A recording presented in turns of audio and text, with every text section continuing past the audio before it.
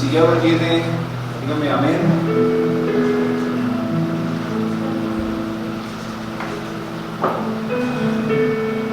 Vamos a la lectura, dice la palabra de Dios, Evangelio de Juan, capítulo 8, versículo 31.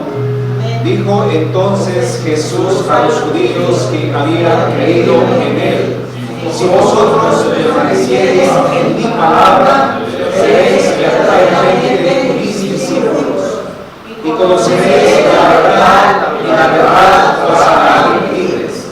Le respondieron: linaje de Abraham somos, y jamás hemos sido esclavos de nadie.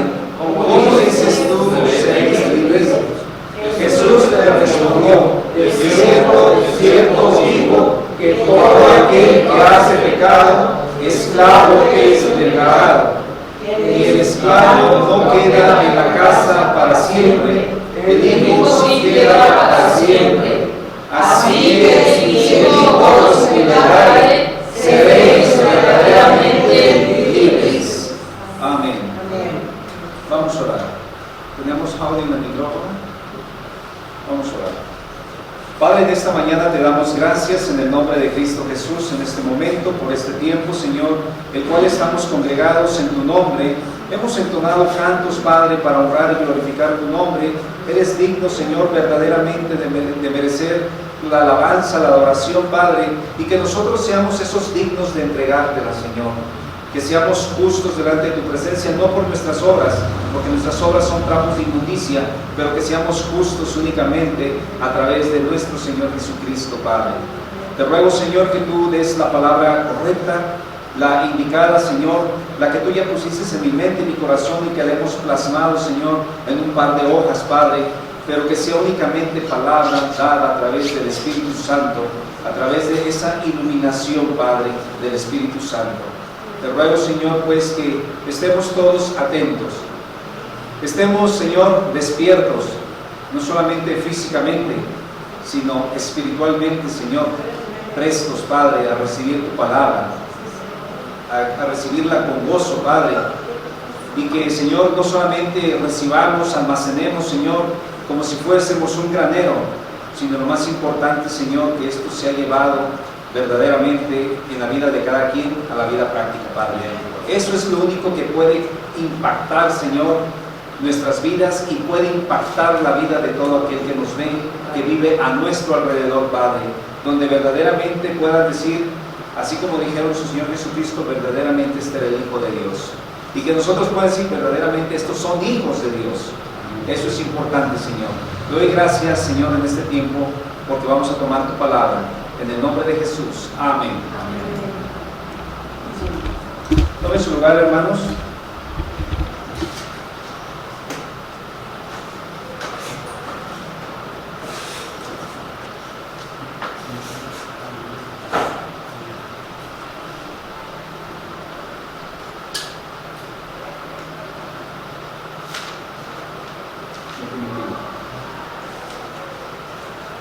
Vamos a esperar un momentito.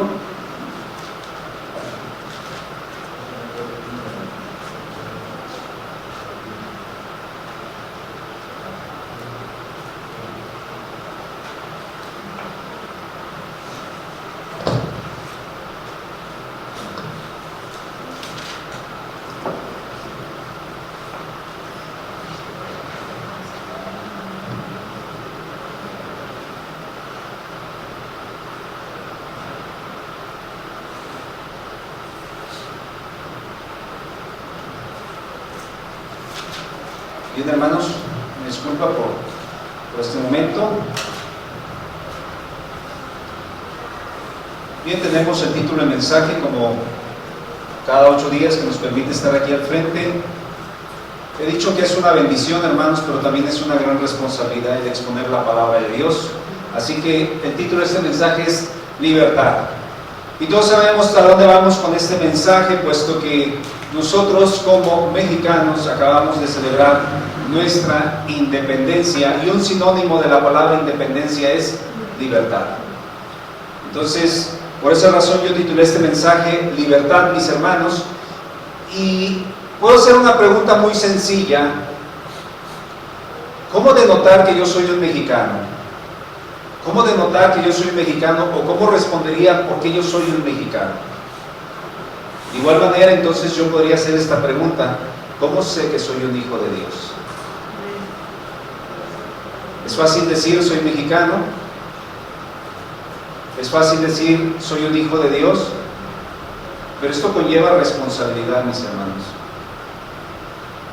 Toda persona que entra de los países de este continente americano hacia abajo, después de México, Belice, Guatemala y todos esos que vienen emigrando muchas veces de esos países, al pasar para acá, lo primero que por ahí les preguntan o les hacen entonar es el himno mexicano, para saber si es un mexicano.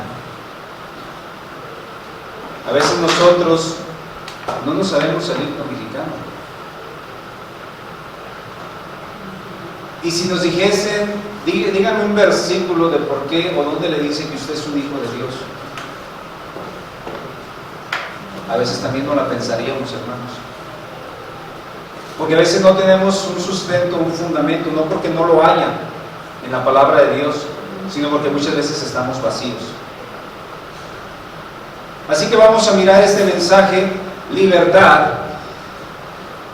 Y la historia nos cuenta que el ejército trigarante dice que entró triunfante a la Ciudad de México el 27 de septiembre del año 1821, dado por culminada la independencia de México.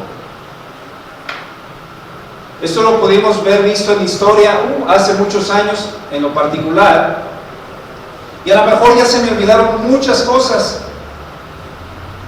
pero si nosotros adentramos en la historia, son cuestiones que ahorita a lo mejor las miramos bonitas, agradables, que nos pueden impactar a nuestra vida, pero ahora imagínense las personas que pudieron presenciar esa situación. ¿Cómo podría entrar ese ejército que se sentía en ese momento a lo mejor victorioso y a lo mejor podemos decir glorioso al estar entrando a la Ciudad de México como triunfantes? Ahora usted piense muy adelante cuando usted esté entrando a la ciudad de Dios, al reino de Dios. ¿Cómo será entrar?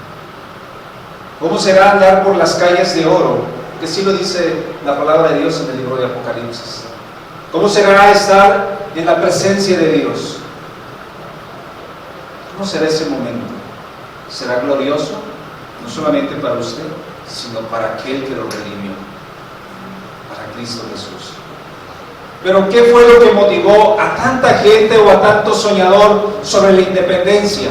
Y toda esta gente quería ver perpetuado, porque en su corazón tenían el anhelo de ver una nación libre. Ver una nación libre. Pero para ellos debían de permanecer, a pesar del sufrimiento, a pesar de tantas situaciones que ellos padecieron en su peregrinar, hablando humanamente, la gente que peleó a favor de usted y a favor mío. Pero también eso es lo que nosotros necesitamos: vidas de creyentes en esta iglesia que permanezcan en el camino y en la verdad de Dios. Podemos sacar enseñanza de la historia, pero también hay enseñanza a través de la palabra, y que nosotros entonces debemos de vencer esas grandes dificultades, aunque a veces nuestra fe titubee. Pero ¿sabe qué? Permanezca, para que así usted demuestre quién es verdaderamente usted, si es un seguidor de Cristo. Como lo que está pasando ahorita en esas naciones que están siendo perseguidos, que están exponiendo su vida, que están siendo martirizados, más sin embargo permanecen en el camino hasta la muerte. ¿Y saben por qué? Porque la vida no es nuestra, la vida es de Cristo.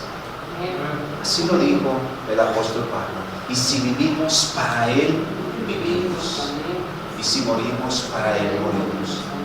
Así pues, sea que vivamos o que muramos, somos del Señor. ¿Cuál es el propósito de este mensaje, hermanos? Saber cuántos años duraste en tu lucha personal, sumergido en el pecado, hasta que Cristo te dio libertad. ¿Cuánto tiempo?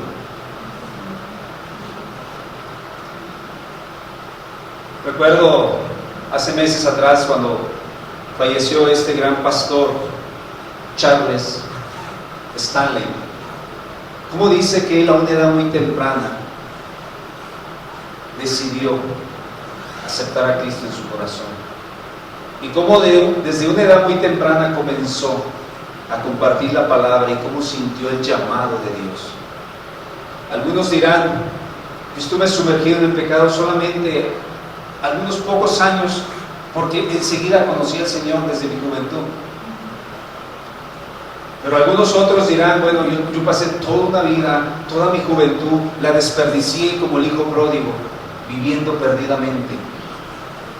Pero eso no quiere decir que no hayas sido redimido, porque estás aquí. Pero cada quien sabe cuántos años duraste en tu lucha personal sumergido en el pecado hasta que Cristo te dio esa libertad.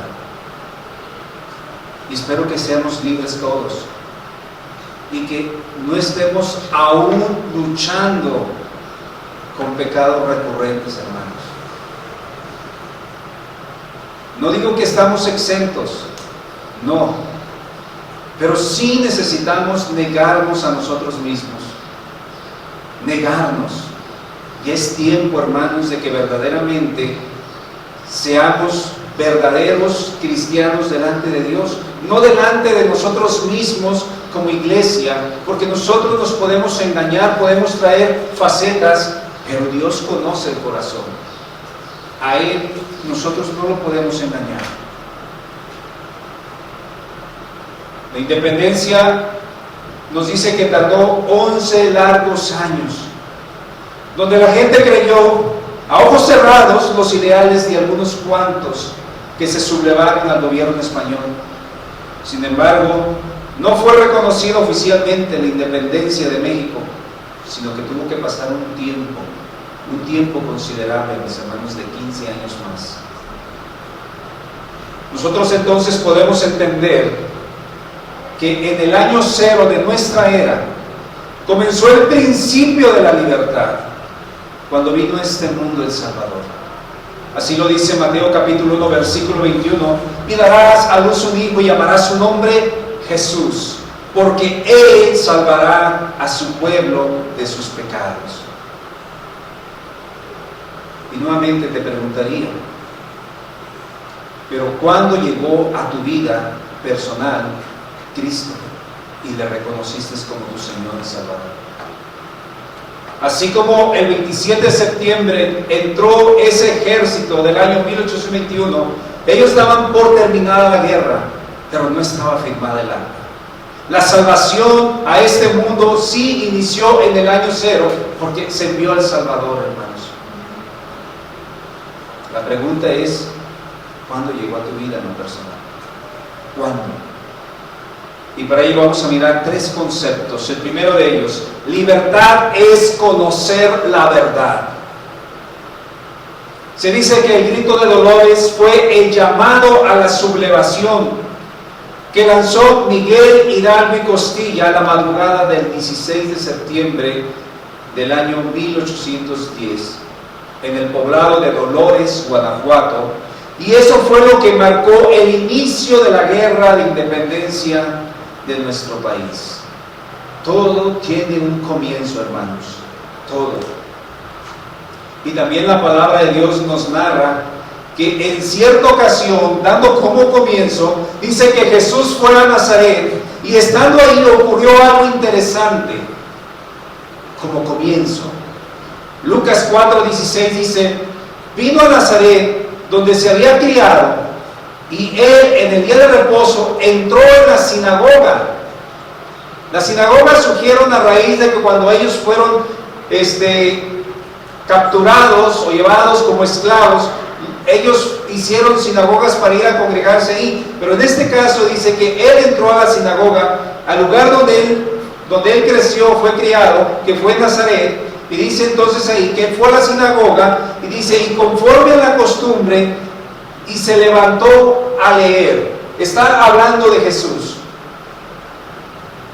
Entonces, El leer se le daba a miembros o también a visitantes, pero escuchen bajo qué circunstancias. Aquellos miembros o visitantes considerados dignos de ello. Dignos de ello. O sea, no es tan fácil nada más pararse al frente, hermanos. Tu vida debe de ser de testimonio. Tu vida debe ser íntegra delante de Dios. Tu vida debe ser una relación estrecha con el Señor. Entonces, la persona que se paraba al frente debería ser digno de ello, y a estas personas eran invitadas a leer la Escritura, y no solamente a leerla, sino también a comentarla. Uno puede pensar, bueno, a Jesús se la dieron, porque era un hombre digno. Su vida era ecuánime. Lo que decía, lo vivía, lo practicaba. Y yo aquí quiero hacer una interpretación privada y una comparación con el grito de dolores, referente a Jesús. Ese día que Jesús leyó esa porción del profeta, era del profeta Isaías, en el capítulo 61, versículo número 1, donde dice: el Espíritu de Jehová, el Señor, está sobre mí. Esa fue una profecía, refiriéndose a nuestro Señor Jesucristo. Pero él, cuando está leyendo, dice: el Espíritu de Jehová, el Señor, está sobre mí, porque me ungió Jehová, me ha enviado a predicar buenas nuevas. ¿A quiénes? A los abatidos, a vendar a los quebrados de corazón, y escuche esto, a publicar libertad a los cautivos. A publicar libertad a los cautivos. Esa libertad vino en Cristo. Ese fue el comienzo del grito. Y gracias a Él, que vino a publicar libertad a los cautivos, a los presos, apertura de cárcel, y luego dice, a proclamar el año de la buena voluntad de Jehová. Hasta ahí se quedó en ese pasaje, mis hermanos, de Lucas, cuando Jesús leyó. ¿Y saben por qué no leo lo demás? Porque la siguiente parte dice esto, mis hermanos: a proclamar el año de la buena voluntad de Jehová. Así lo dice claramente, mis hermanos. Y nosotros entonces necesitamos entender esto: proclamar. Pero muchas veces nosotros nos quedamos callados. ¿Qué podemos proclamar? ¿O qué podemos gritar? Si nuestra vida, si nuestras obras, si nuestras acciones dicen todo lo contrario, si no somos personas dignas de representar como embajadores de Cristo. Eso es lo que cuesta trabajo. Verdaderamente, el querer gritar y hablar a favor de Cristo, cuando nuestra vida no lo avala. Y sigue diciendo: y el día de venganza del Dios nuestro, a consolar a todos los enlutados. Esa parte, mis hermanos, suprimida en el Evangelio de Lucas, cuando Jesús lee esa parte. ¿Y saben por qué? Es que aquí es donde se da el primer grito del despertar, o el comienzo de ese movimiento, mis hermanos, que actualmente hasta nuestros días lleva 2023 años y que aún no puede detenerse. Por eso se siguen añadiendo a la iglesia aún gente que fueron llamados a libertad. Y por eso aún seguimos aquí, libertad. Pero ese día de venganza de nuestro Dios y a consolar los enlutados es en su segunda venida. Y yo sé que todos estamos esperando esa segunda venida de nuestro Señor. Entonces, la independencia, mis hermanos, tardó 11 largos años, de 1810 a 1821. Y murió un sinfín de gente. Muchos de ellos no pudieron probar la libertad, ni tan siquiera un minuto. Y en el mundo aún sigue mucha gente sujeta a un yugo de esclavitud. Muchos piensan que de la manera en que viven, en diversión y en placer, pero ignoran que van a un destino de sufrimiento interminable. Por ello la libertad es conocer la verdad, como lo dice ahí en el Evangelio de Juan, capítulo 8, versículo 32, y conoceréis la verdad, y la verdad os hará libres.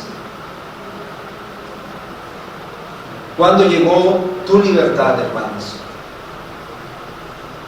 ¿Cuándo te quitó de ese yugo de esclavitud? Tú lo sabes. ¿De qué debemos ser libres conociendo la verdad? ¿De qué debemos ser libres conociendo la verdad? Pues hay una diversidad de pecados que muchas de las veces nosotros los minimizamos. ¿O saben qué? O no los queremos ver como pecados. A veces nos actuamos de esa manera. Por ejemplo, hay una lista de pecados que en más de algunos de ellos la humanidad los ha practicado y que son tan naturales para ellos. Gálatas 5:19 hasta el versículo 21. Y manifiestas son las obras de la carne, que son adulterio, fornicación, inmundicia, lascivia, idolatría, hechicerías, enemistades, pleitos, celos, iras, contiendas, disensiones, herejías, envidias, homicidios, borracheras, orgías y cosas semejantes a estas, cerca de las cuales os amonesto, como ya os he dicho antes, que los que practican tales cosas no heredarán el reino de Dios. En más de alguna ocasión usted y yo hemos tenido amistades, eso es pecado.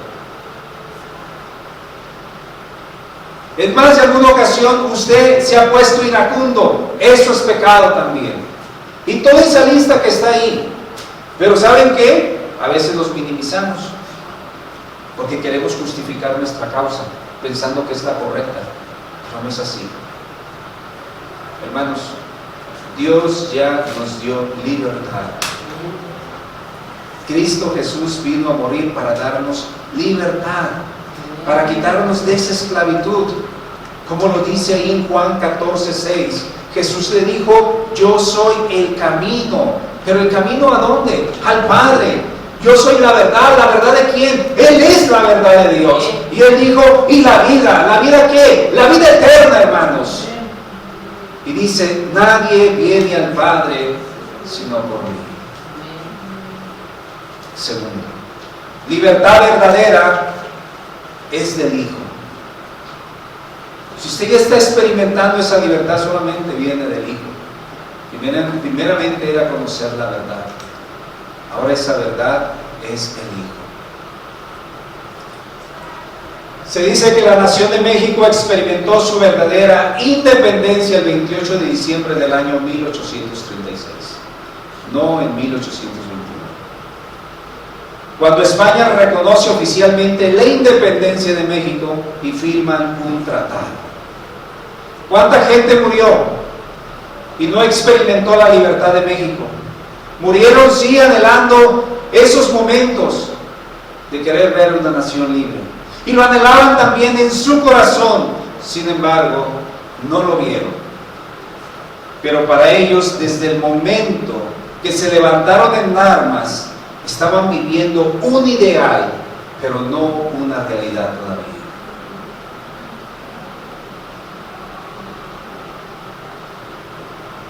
¿Cuándo se consumó la verdadera libertad en el Hijo, hermanos?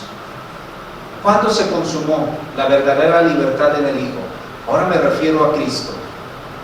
En un momento crudo, hermanos. En un momento difícil. Cuando Cristo pendía colgado de la cruz y parecía que ya no tenía vida. Y quizá a lo mejor miraban que en él no había vigor, pero él pudo gritar una palabra que dice Juan 19:30. Cuando Jesús hubo tomado el vinagre, dijo: consumado es. Y habiendo inclinado la cabeza, entregó el Espíritu. Fue necesario entonces que muriera, pero antes de ello él declaró el trato terminado. ¿Cuál es ese trato? Todo está pagado, dijo, todo está cancelado y no hay nada más que el hombre pueda hacer o pueda añadir para su salvación. Todo lo canceló Cristo, consumado es, hermanos. Esa es la verdadera libertad. Y no fue un ideal como los héroes patrios, fue una realidad, hermanos. Así como ahora disfrutamos de esa nación libre y soberana, también disfrutamos de que nosotros somos hijos de Dios soberanamente, hermanos. Entonces nosotros podemos entender que esa libertad está en Cristo y no en la ley, está en Cristo y no en las obras que nosotros podamos hacer o que nosotros podamos querer realizar todos los días. Y por ejemplo le pongo a Saulo de Tarso.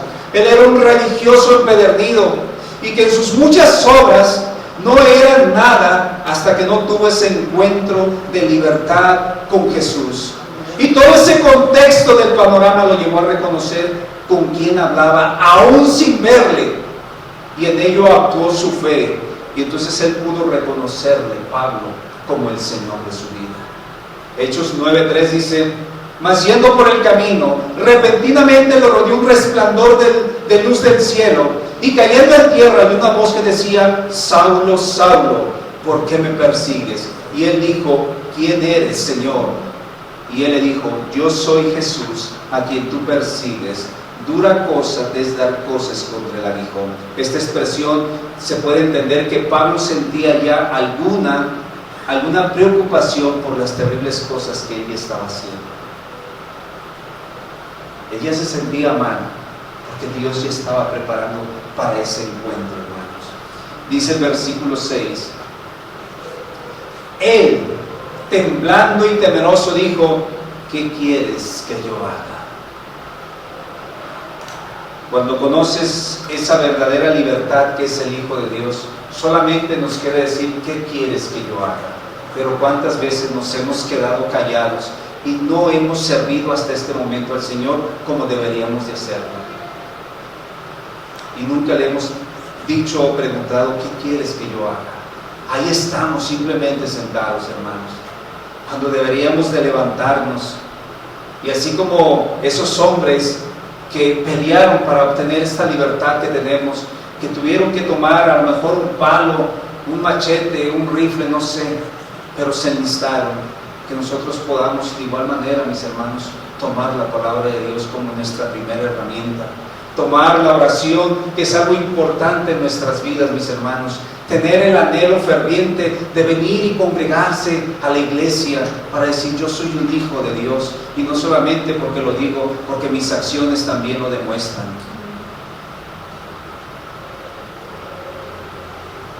Toda persona debe de reconocer el sacrificio único de Jesús, que ese sacrificio otorga libertad a todo aquel que le reconoce en su vida como su Redentor.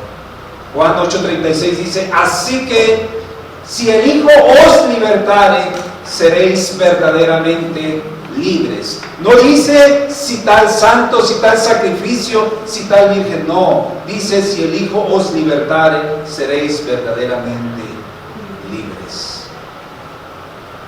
Job es un ejemplo vivo de la libertad verdadera que él experimentó en la persona de Cristo. Antes él podía llevar parte también de una religiosidad, porque él dice que al término del día sacrificaba a Dios holocausto. Eso se le reconoce simplemente como religiosidad, hermanos. Sin embargo, dice que él aprendió a vivir en el Hijo a pesar de las adversidades. Por ello expresó ese hermoso pasaje bíblico que dice en Job 42:5: de oídas te había oído, mas ahora mis ojos te ven. Ahora podía decir Job: te veo distinto, Dios, porque sé que te has revelado a mí personalmente. Yo no sé si nosotros queramos experimentar lo que vivió Job para decir: esa libertad verdadera está en el Hijo. Usted sabe lo que vivió Job, pero él pudo decir, de oídas te había oído, mas ahora mis ojos te ven. Tercero y termino. Libertad es firmeza.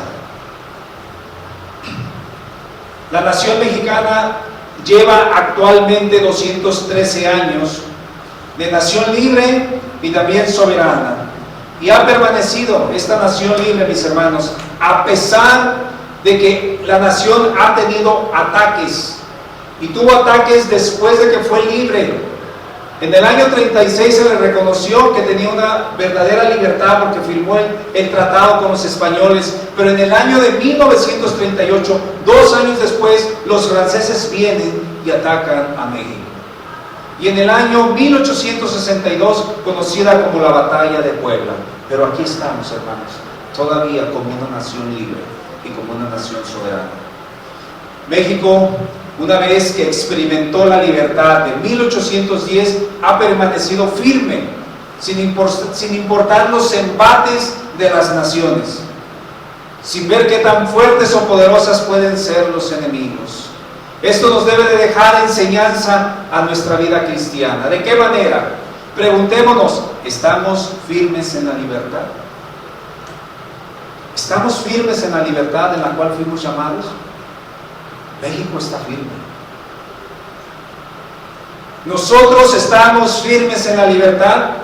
Pablo escribe ahí en Gálatas 5:1, estad pues firmes en la libertad con que Cristo nos hizo libres. Amén. Y no estéis otra vez sujetos al yugo de esclavitud. Debemos estar firmes, mis hermanos. El pasaje de Juan capítulo 8, el que leíamos hace un momento, se suscita un diálogo de Jesús con los que ya habían creído, y ellos se envuelven renuente en decir, nunca fueron esclavos. Pero ¿qué dice Juan 8:33? Y le respondieron, linaje de Abraham somos, y jamás hemos sido esclavos de nadie. ¿Cómo dices tú, seréis libres? ¿Saben qué se les había olvidado? Que ellos habían sido esclavos de los egipcios, que ellos habían sido esclavos de los babilonios, y que actualmente en el tiempo de Jesús eran esclavos de los romanos. Eso se les había olvidado. Hermanos, mantengámonos firmes en la libertad que nos dio Cristo. Yo sé que van a venir muchas adversidades a su vida. Nadie esté exento de las circunstancias, pero deseo que no estemos deliberadamente sujetos a un pecado de esclavitud. Incluso que nada de ello sea motivo para que nosotros no nos mantengamos firmes en la libertad en la cual fuimos llamados. Como dice 1 Corintios 15:58, así que hermanos míos, amados, estad firmes y constantes. No dice vagamente o cuando tú quieras, firmes y constantes, creciendo en la obra del Señor siempre. Hermanos, les exhorto a que sigamos firmes y sigamos constantes. Concluyo este mensaje. Un verdadero discípulo de Jesús se mantiene firme en la obediencia de la palabra, que es la única manera de que sigas en una libertad no condicionada, sino en una libertad otorgada por Cristo. Como lo dice en Juan 8:31, dijo entonces Jesús a los judíos que habían creído en Él, si vosotros permaneciereis en mi palabra, seréis verdaderamente mis discípulos. ¿Qué necesito hacer yo? Como lo dice en Corintios, estad firmes y constantes, pero ahora me dice, permanecéis en mi palabra. Permanecer, hermanos. Cristo rompió todo yugo de esclavitud, porque Él vino para que tú obtuvieras tu independencia, pero no de Él, sino del mundo, para que ya no estés bajo pecado, sino en una libertad, pero ahora en Cristo Jesús, como lo dice el Salmo 119, versículo 45, y andaré en libertad porque busqué tus mandamientos. andaré en libertad, porque busqué tus mandamientos. 1 Pedro 2:16, como libres, pero no como los que tienen la libertad como pretexto para hacer lo malo, sino como siervos de Dios. Oremos. Padre, te doy gracias por tu palabra. Gracias, Padre, porque tu Hijo Cristo Jesús, cuando vino a este mundo, vino con un propósito muy objetivo y muy claro: el venir a dar libertad a todo aquel que estuviera cautivo, todo aquel que reconociera su obra redentora, todo aquel que reconociera que Cristo vino a morir en la cruz y que derramó su sangre para expiar pecados. Gracias, Padre, porque nos has alcanzado, porque sé que tú ya pagaste el precio y que no nos has dado una libertad condicionada, sino una libertad permanente en Cristo. Gracias, Señor, porque también como nación aún seguimos experimentando el ser una nación libre y el que se nos permita un libre culto. Gracias, Señor, porque dentro de todo, usando hombres laicos sin conocimiento, pudieron expresar y estipular en la Constitución Política de México todas estas cosas en las cuales no fuéramos molestados, Padre. Hay artículos que nos avalan, Señor, para poder ejercer, Señor, nuestra fe y nuestro culto, Padre. Gracias, Padre, y gracias porque Cristo vino y esa libertad aún sigue vigente para aquel que se quiera volver a Cristo Jesús. Gracias, Padre. Gracias en el nombre de Cristo. Amén. Dios les bendiga.